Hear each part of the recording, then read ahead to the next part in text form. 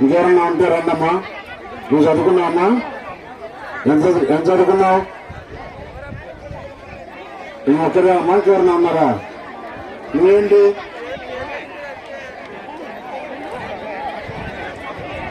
అవునా? చూడండి, ఇక్కడ ఆవిడ చెప్తాందుకు చదువుకునే వాళ్ళు చాలా మంది ఉన్నారండి. వాళ్ళు రావాలంటే సిగ్గుపడుతున్నారు. ఇంత చదివి కూడా ఈ పని చేసుకోవాలని సిగ్గుగా ఉందని ఆవిడ చెప్తా ఉంది.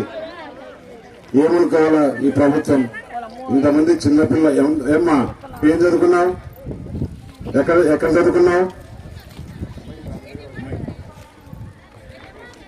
దగ్గర పెట్టుకుని మాట్లాడము. అనకాపల్లిలో డిగ్రీ ఫైనల్ ఇయర్. అంటే ఫైనల్ ఇయర్ అయిపోయినాక ఏమన్నా ఇంతవరకు నీకు వేరే ఆధారం ఏం లేదమ్మా? విద్యా దీవెన రావట్లేదా? ఎందుకు రావట్లా?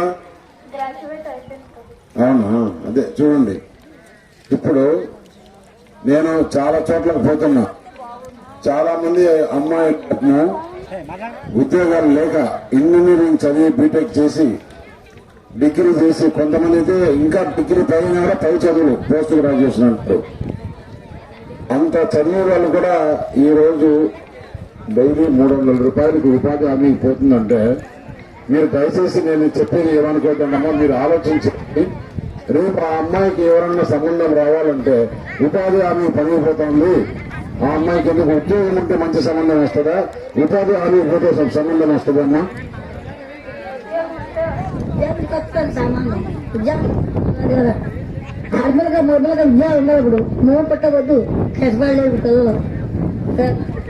ఉద్యోగం ఉంటే ఆ అమ్మాయికి మంచి సంబంధం వస్తుంది, జీవితంలో సెటిల్ అవుతుంది.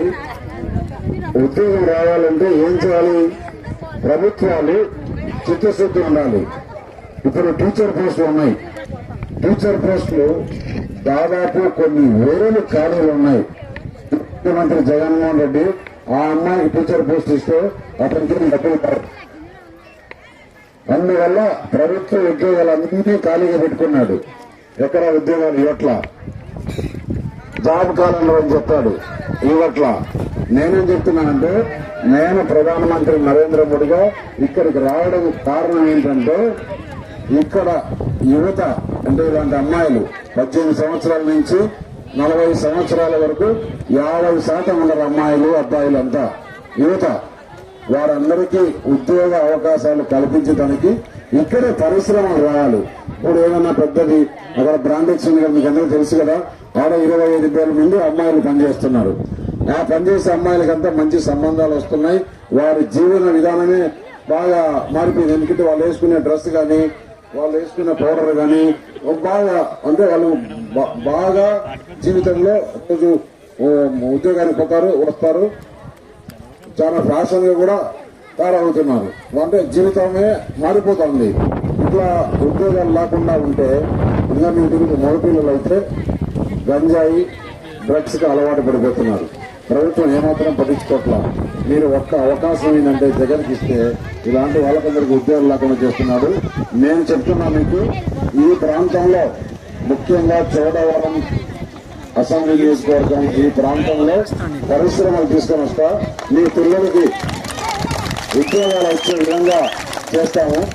యువతకి ఉద్యోగాలు వస్తే వాళ్ళ జీవితం అంతా బాగుపడుతుంది.